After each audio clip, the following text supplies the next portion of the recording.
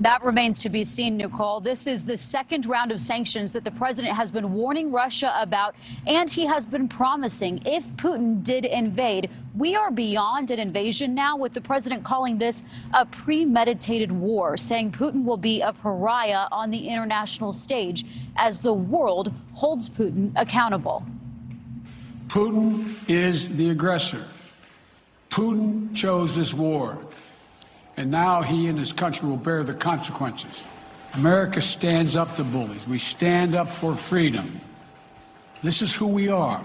Liberty, democracy, human dignity. These are the forces far more powerful than fear and oppression. Make no mistake, freedom will prevail.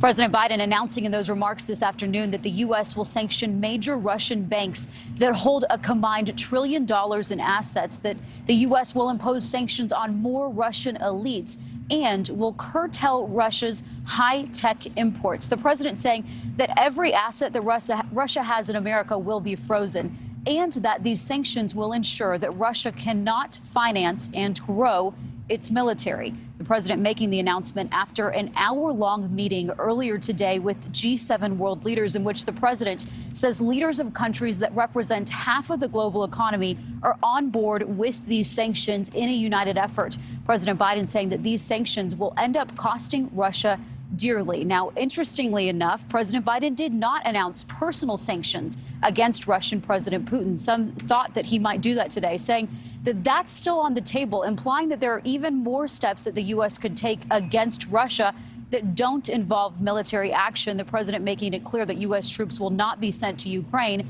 The president announcing that the Pentagon will send 7,000 additional U.S. troops that are going to deploy from the U.S. to Germany to help out our NATO allies. Nichole? All right, well, Allison, what do we know about Russia's ally China and its role in all of this?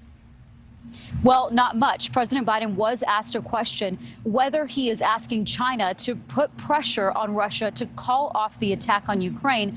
The president simply said he is not prepared to comment on that as at the moment. Nichole? Thank you for watching. Click the red subscribe button below so you can get more of NewsNation's fact-driven, unbiased coverage.